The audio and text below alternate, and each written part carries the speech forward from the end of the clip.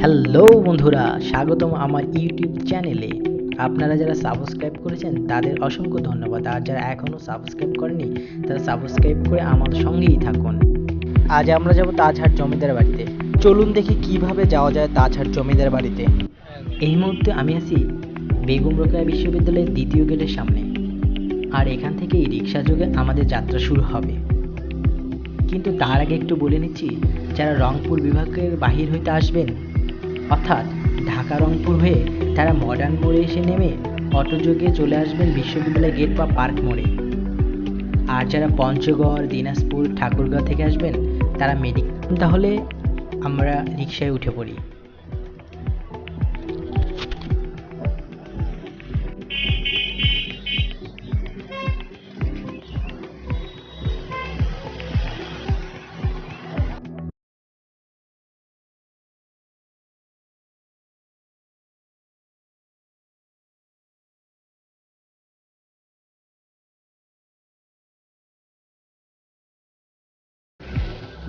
বন্ধুরা, এই মুহূর্তে আমরা আছি তাজহাট বাইতুল হুদা জামে মসজিদের সামনে। এই রোডটি রংপুর কুড়িগ্রাম রোড, আর আমরা এই রোডে জমিদার বাড়ি যাব।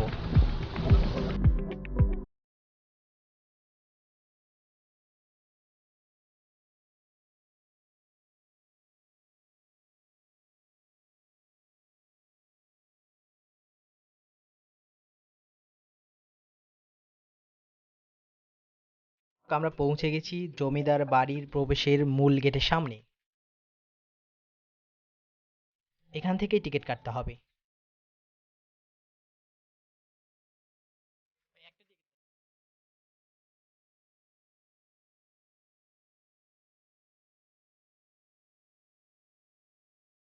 টিকিটের প্রবেশ মূল্য মাত্র 20 টাকা।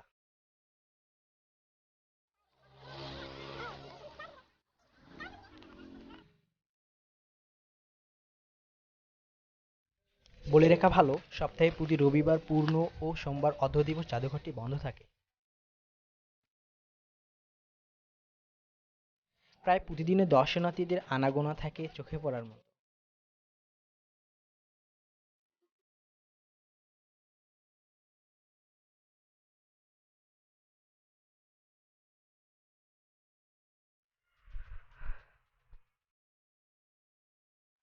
হ্যালো গাইস, আমরা এসে পড়েছি তাজহাট জমিদার বাড়ির একদম ভিতরেই। অনেক রোদ।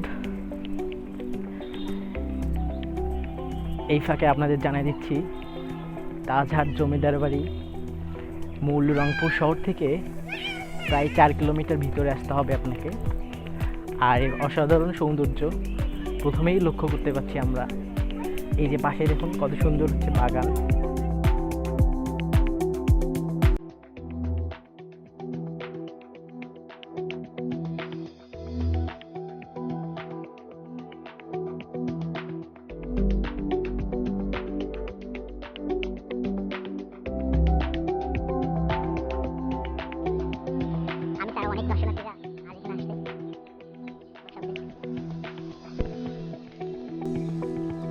অসাধারণ প্রাকৃতিক সৌন্দর্য।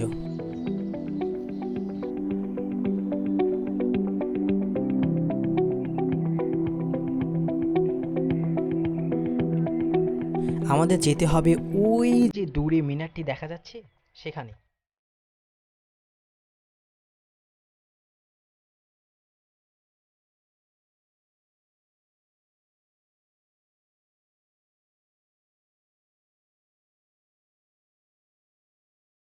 তাহলে যাওয়া যাক।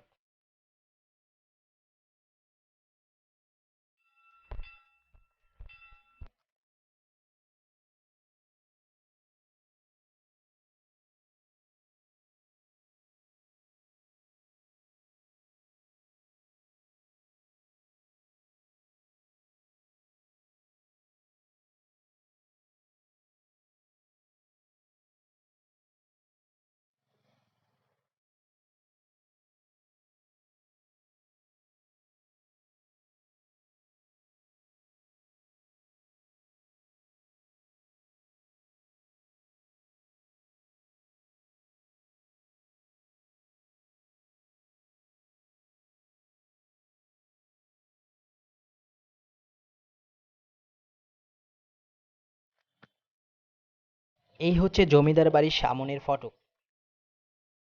চলুন আর একটু এগিয়ে যাই।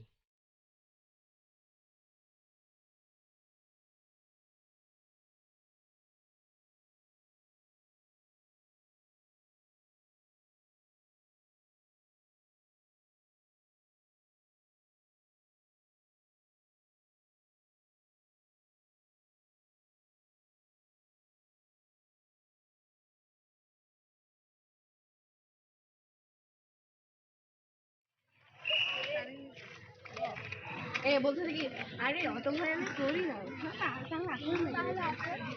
তাহলে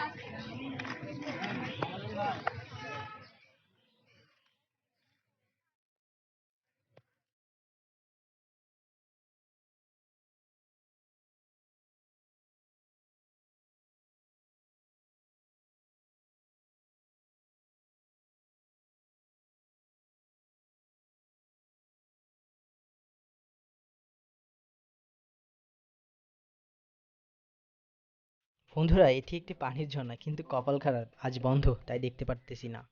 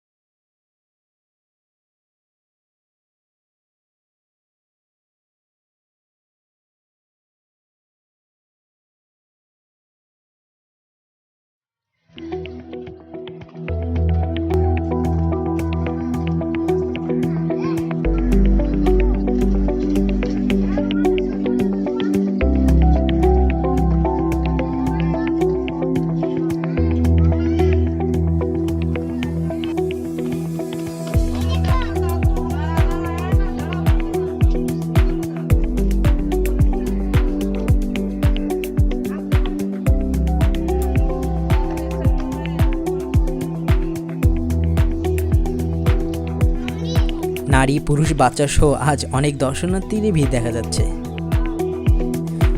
চলুন উপরে উঠে যাওয়া যাক।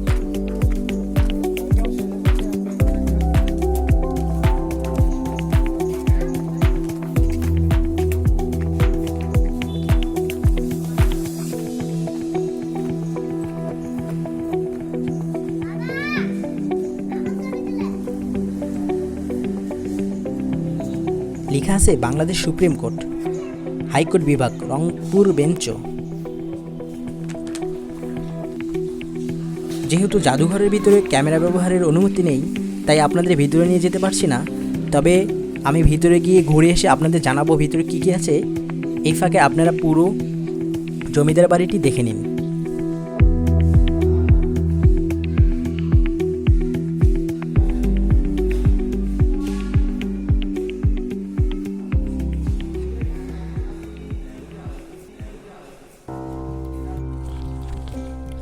ধারণা করা হয় রংপুরের লাল বংশের উত্তরসূরি গোপাললাল রায় বিংশ শতকের শুরুর দিকে এই ঐতিহাসিক প্রাসাদটি নির্মাণ করেন।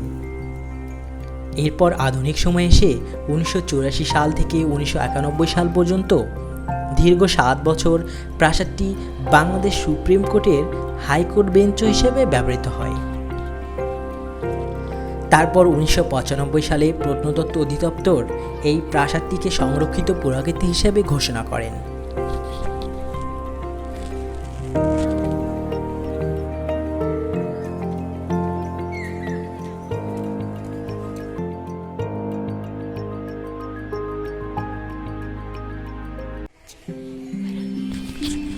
ইতিহাসের পাতা উল্টে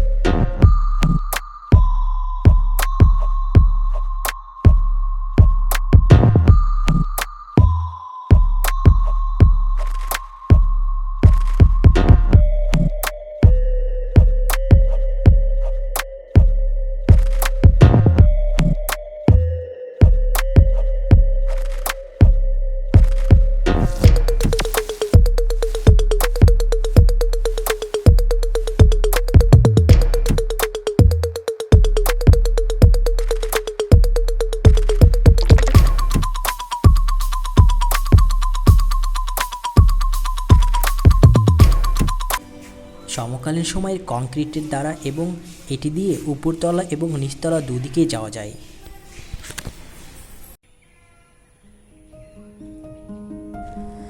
জমিদার বাড়িটি সম্মুখভাগ থেকে দেখলে যতটা আকর্ষণীয়, পশ্চাৎ দিক থেকে দেখলে ঠিক ততটাই আকর্ষণীয়।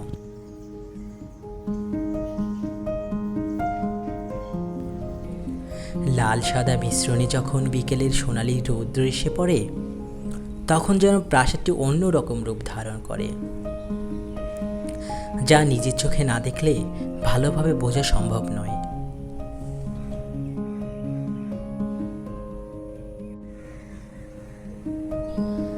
প্রাসাদটির পাশে ডান দিকের অংশে আছে আধুনিক সময়ে নির্মাণ করা এখানকার নিরাপত্তা কর্মীদের জন্য মনোরম ও নিরিবিলি বসবাসের কটেজ, এবং পিছনের দিকে রয়েছে কর্মকর্তা ও কর্মচারীদের আবাসিক কটেজ।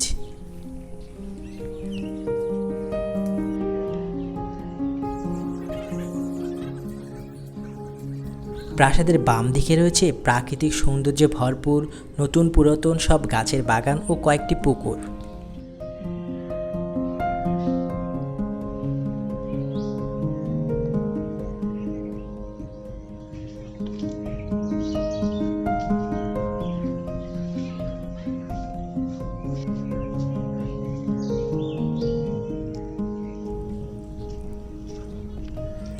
নিরিবিলি ও শান্ত পরিবেশে মাঝে মাঝে পাখির ডাক শোনার জন্য শহর থেকে অনেকেই চলে আসে এখানে।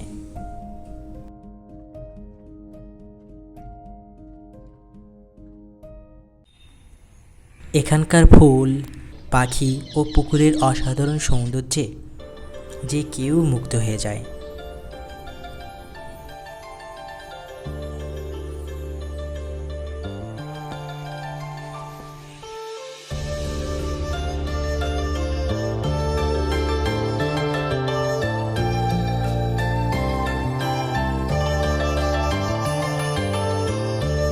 কেবলমাত্র এই বাড়িটির প্রাকৃতিক ও ঐতিহাসিক সৌন্দর্যই নয়, দর্শনার্থীরা এখানকার জাদুঘরে সংরক্ষিত প্রাচীন জিনিসগুলো দেখে ও এখান থেকে তথ্য সংগ্রহ করতে পারে।